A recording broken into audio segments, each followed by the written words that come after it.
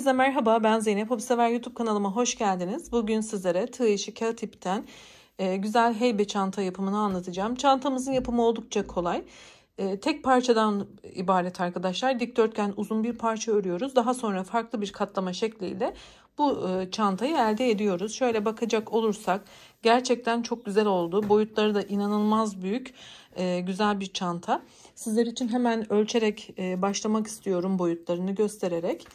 Videomun içerisinde çantayı büyütme ve küçültme için neler yapmanız gerektiği hakkında püf noktalarım da elbette olacak. Enimiz şöyle 45 santimetre arkadaşlar. Şuradaki uzunluğumu ölçmek istiyorum. Şu kısımdan başlayarak. Bakın 50 santim şurada bir derinliğimiz var. Şuradaki derinliğimi de göstermek istiyorum. Burada da 26 santim bir derinliğimiz var.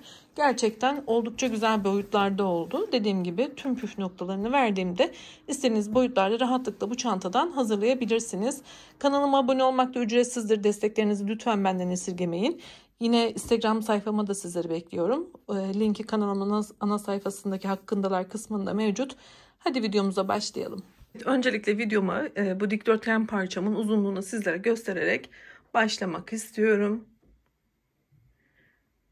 Şöyle enimizi ölçelim. Çantamın eni 35 santimetre. Yine boy kısmını ölçeceğim sizler için. Kamerama biraz sığmıyor. Uzunca bir parça oldu. Fakat ben sizler için şöyle ölçüsünü alıyorum. Uzunluğumuz ise 100 santimetre. Benim yapmış olduğum bu dikdörtgen parça için kullandığım ip miktarı kağıt ipliklerden kullandım arkadaşlar. Açık satılan böyle yumak şekline getirdiğimiz kağıt ipliklerden kullandım. 300 gram civarı ip kullandım. Yine tığ numarası olarak şöyle göstereyim. 3,5 milim bir tığ kullandım. 35 x 100 santimetre uzunluğunu yakalayabilmek için 54 tane zincir yaptım ve 55 tane ikili trabzanla başladım. 61 sıra yaptım. 35 x 100 santimetre bir dikdörtgen parça elde ettim. Ve bunu ütüledim arkadaşlar. Şimdi sizlere el ayarımız farklı olabilir. Aynı sayılarla bile başlasak aynı ölçüleri yakalayamayabileceğimizi düşündüğüm için bu ölçüleri veriyorum. Sizler trabzan sayılarınızı nasıl artırmalısınız? Uzunluğunu neye göre ayarlamalısınız? Bunları yine videomun içinde anlatıyor olacağım. Lütfen videomu atlamadan izlerseniz çok memnun olurum. Şimdi dilerseniz hemen şu modelin kurulumuna başlayalım. Daha sonra modelimizi bitirdikten sonra, bu parçamızı bitirdikten sonra çantamızı nasıl oluşturuyoruz? Orada da yine küçük püf noktaları anlatacağım. Daha sonra çantamızı dikeceğiz ve sapını yaparak tamamlayacağız. Hadi videomuza başlayalım. Evet, bismillah diyelim ve başlayalım. Ben sizlere şimdi küçük bir numune şeklinde anlatıyor olacağım. Bunun için nasıl kurduğumu hemen kısaca tekrar göstermek istiyorum. Bakın bu benim birinci zincirim. Çok sıkı yapmadım burayı kapatırken. Şöyle 2, 3, 4, 5, 6, 7, 8, 9, 10 tane zincir çekiyorum. Benim yapmış olduğum çantada dediğim gibi 54 tane zincir yapmıştım. 54 artı 3 zincir yaptım, döndüm. Şimdi burada da 10 tane zincir yaptım, artı 3 tane zincir yapıyorum. Son zincirimi elimle tutuyorum. Bakın tığımın üstüne doladım. Geriye dönük 4. zincire, yani yapmış olduğum 10. zincirin içerisine batıyorum ve ikili trabzan yapıyorum.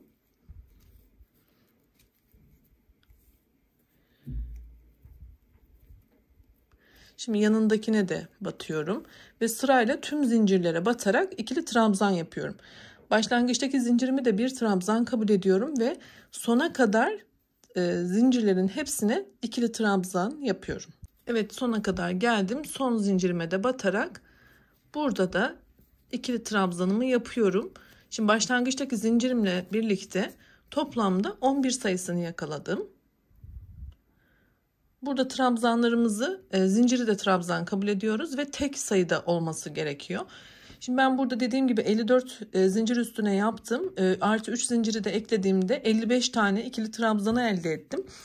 Ve buradaki ölçünüzü arkadaşlar metreyle ölçün, 35 sayısını, yani 35 santimetreyi aşağı yukarı yakaladıysa yeterli olacaktır.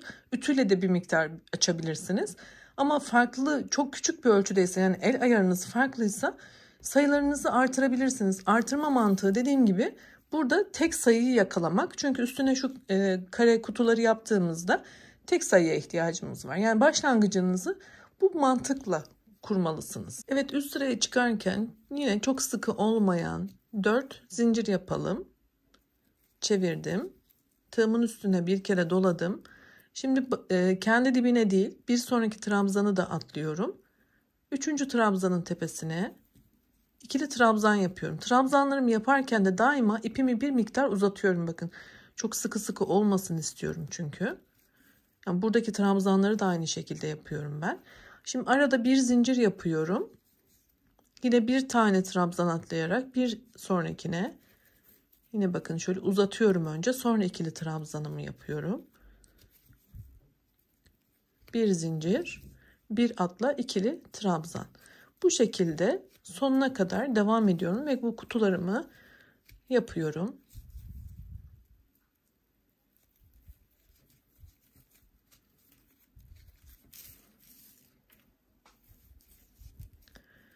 Bir zincir ve sona geldim. Bakın buradaki şu zincire de batarak son ikili trabzanımı yapıyorum ve son kutumu tamamlıyorum. Burada tek sayı olmasaydı şu kutularımız tam denk gelmeyecekti. Buradaki tek sayının mantığı da budur. Şimdi üst sıraya çıkarken 3 zincir yapıyorum. Çevirdim. Tığıma bir kere doladım. Boşluğa batıyorum. Bir tane ikili trabzan yapıyorum.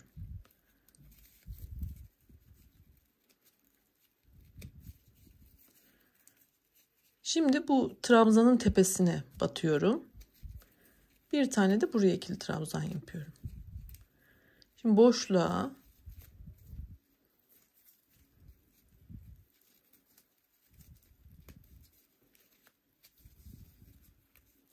trabzanın tepesine.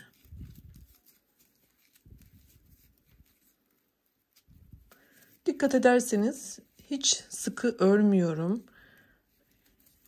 Şöyle uzatıyorum. Daha sonra ikili trabzanlarımı böyle uzun uzun yapıyorum.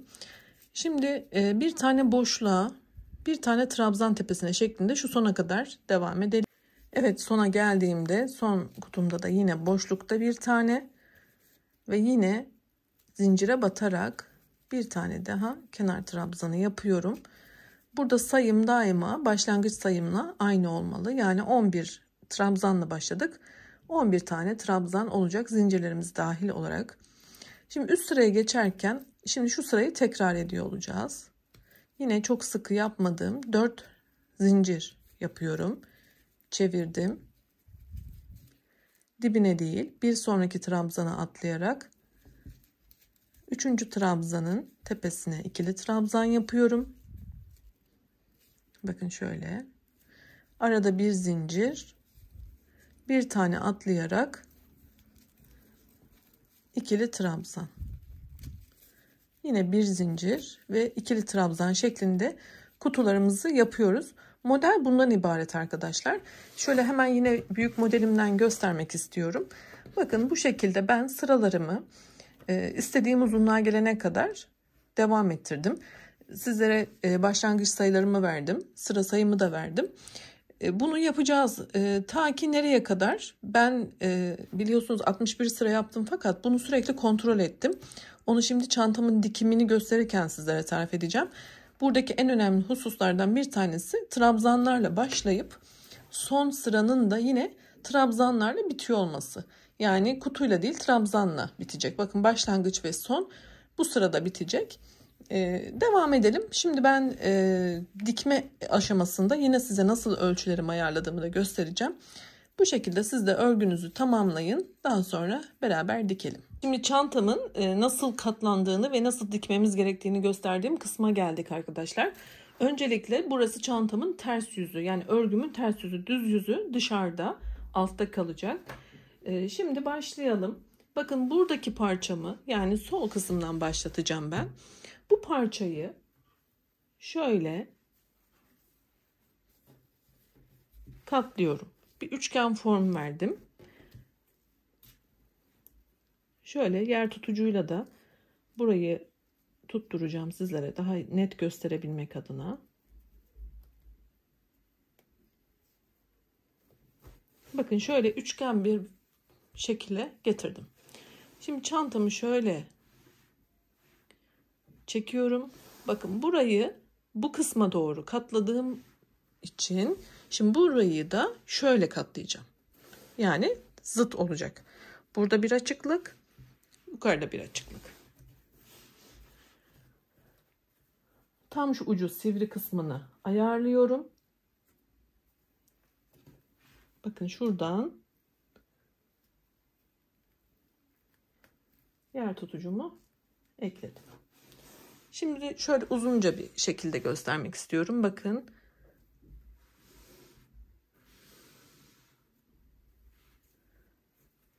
Bu şekilde katladık.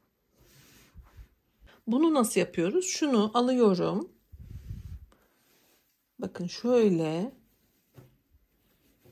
Şu ucu sivri kısmı şuraya getiriyorum.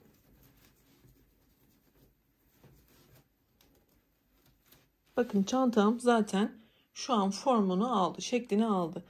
Burada eğer bu örtümüz, yani örgümüzün uzunlukları istediğimiz ölçülerde olmasaydı şu formu düzgün bir şekilde alamazdık. Yani 61 sıra ördüm ama sürekli bunu kontrol ettim.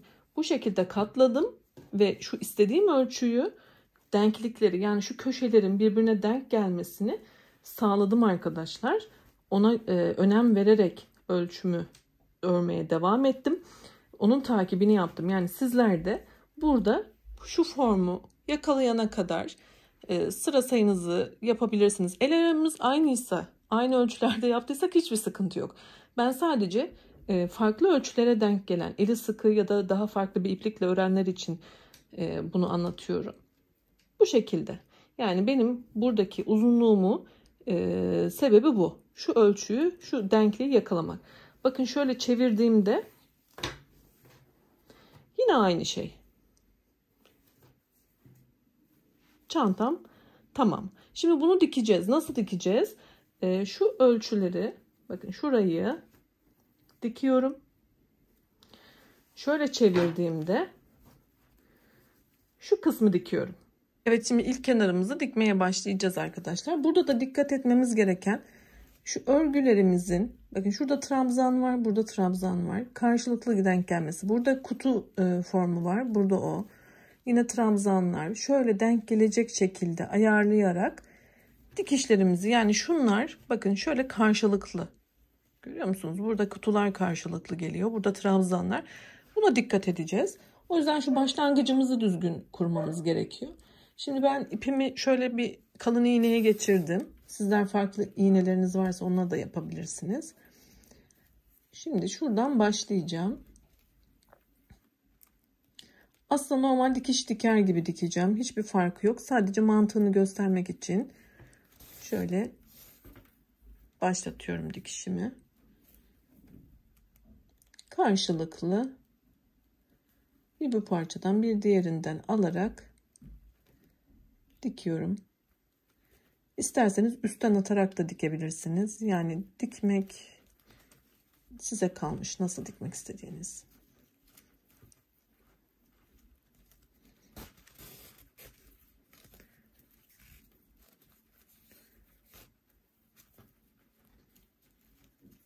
Evet, sağlamlaştırarak şöyle dikeceğiz arkadaşlar. Belirli bir sayım yok. Normal dikiş şeklinde yapıyorum. Bakın şöyle dikmeye başladım. Dediğim gibi tek dikkat ettiğim konu trabzanlarla kutuların karşılıklı denk geliyor oluşu. Onun dışında normal dikiş yapıyorum. Tabi biraz zor oluyor. Bakın gelmiyor ipim. Ben de şuradan geçiririm. Kağıt ip olduğu için biraz zorlanıyorum ama tabii sizler eminim daha rahat yaparsınız. Ben şimdi kamera karşısında hem çekim yapıp hem diktiğim için olabiliyor. Evet, bu şekilde şu noktaya kadar dikeceğiz. Daha sonra Burayı diktikten sonra çevireceğiz. Yine dediğim gibi şu noktayı da aynı mantıkla dikeceğiz. Ben şimdi dikme işlemlerini tamamlayıp diğer aşamalarına geçmek istiyorum. Hadi yapıp gelelim. Evet, çantamın dikme işlemini gerçekleştirdim. Şöyle hemen sizlere göstermek istiyorum. Bakın şöyle. Oldukça da güzel oldu. Şimdi ne yapıyoruz? Şu ağız kısmında bir sıra sık iğne gideceğim arkadaşlar ki daha böyle muntazam olsun. Şöyle orta kısımdan ipimi öncelikle şöyle bağlayacağım sık iğne ile. Şimdi şuradaki boşluklardan da sık iğne yapıyorum. Burada elinize nasıl geliyorsa, yani el ayarınız nasılsa o şekilde yapabilirsiniz. Ben boşlukta mesela 2 tane sık iğne yaptım. Şimdi trabzanlara geçiyorum. Trabzanlara da batıyorum. Şöyle nasıl denk geliyorsa dediğim gibi sık iğne yaparak tam bir tur şöyle dönüp tekrar bu noktada ipimi kopartıyor olacağım. Sık iğne yapıyorum arkadaşlar. Daha muntazam durması için. Bakın şöyle. Şimdi bunu bir tam tur devam edip bitirelim. Evet, çantamın şu ağız kısmındaki sık iğne işlemini de tamamladım. Şöyle gayet güzel oldu. Şimdi çantamıza bir de sap yapacağız arkadaşlar. Hemen onunla devam edelim. Öncelikle sapı dikmek için şöyle bir parça bırakıyorum, bir miktar. Daha sonra şöyle sıkı olmayan bir tane zincir yapıyorum. Bunu çok sıkı kapatmadım. Bu 1, 2, 3, 4, 5, 6, 7. Şu genişlik benim için yeterli. Sizler daha geniş ya da daha dar istiyorsanız ona göre devam edebilirsiniz. Şimdi 7 tane zincirimi yaptıktan sonra sonda artı 2 tane daha zincir yapıyorum. Yani 9'a tamamladım. Şimdi geriye dönük 3. yani buradan başladığımda 9. olan zincir, pardon 7. zincirime sık iğne yapıyorum. 1. Devam ediyorum. 2, 3, 4, 5, 6 ve 7. Şunu sıkabilirim şimdi. Bakın şöyle sık iğne yaptım. Şimdi bir tane zincir yaptım, çevirdim. Hemen dibine değil, şu boşluktan başlayarak yine sık iğnelerimi yapıyorum. Bakın 1, 2, 3,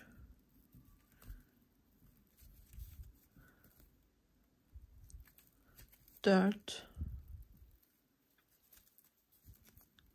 5,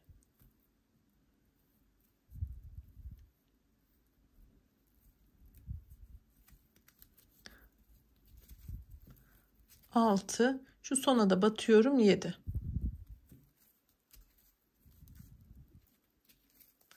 Bakın ikinci sıramız da oluştu. Şimdi bir üst sıraya çıkarken tekrar bir zincir yapıyorum, çeviriyorum.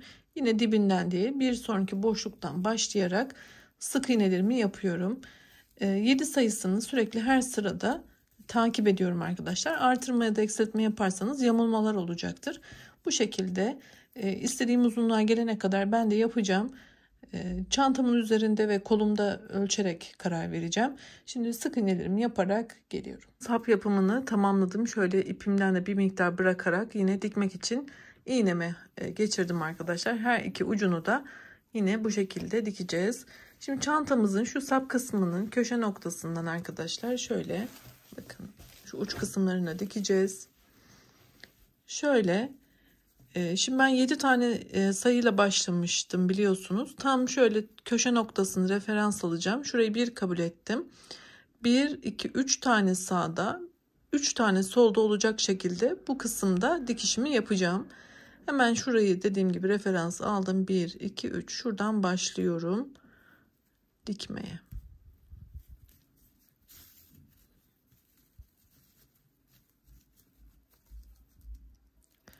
Şimdi bir bu saptan alacağız. Bir çantadan şöyle uç kısmından şöyle uçtan dikeceğiz arkadaşlar. Şuradan çıkalım. Şöyle uçtan alarak bunu biraz sağlamlaştıracağız. Önce sola doğru dikeceğim. Sonra tekrar döneceğim sağa doğru. Sağlam olması için. O şekilde dikişimi yapacağım. Size nasıl kolay geliyorsa bu şekilde uç kısmında dikebilirsiniz.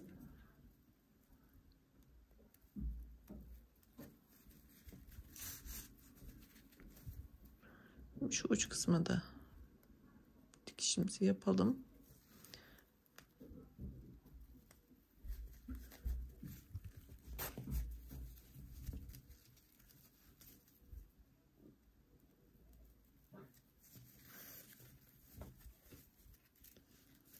Evet. Şu kenarları güzel oturtalım arkadaşlar. Bakın şurada da bir açıklık kalmış. Ben şimdi burayı tamamladıktan sonra dönüş yapıp şurada da dikiş yapacağım. Yani çantamın şu uç kısmında sap işlemini dikeceğim, tamamlayacağım. Diğer tarafta da aynı işlemi yapacağız. Onu da yine ayarlayarak şöyle dikeceğiz. Ben çantamı tamamladım. Şöyle sizlere göstermek istiyorum. Çanta sapını da diktim. Şöyle bir handmade el emeği ibaresi ekledim. Deri etiket. Yine şurada bir çıt çıt kullandım arkadaşlar. Mıknatıslı hazır tüm tuhafiyelerde satılan. Sizler dilerseniz içine astarlama da yapabilirsiniz elbette. Ben de yaptıracağım ama vakit bulamadım videomu tamamlamak adına. Umarım beğenmişsinizdir. Büyüklüğü de gayet güzel oldu. Sizlere daha önce anlattığım birçok çanta modelim var. Onları yine bu videomun sonuna ekleyeceğim. Yine aynı zamanda Instagram sayfama da sizleri bekliyorum. Linki kanalımın ana sayfasındaki hakkındalar kısmında var. Tıklayarak ulaşabilirsiniz. Orada da buluşuruz. Yaptığınız örgüleri benimle de paylaşırsanız çok memnun olurum. Sağlıkla kalın, hoşça kalın.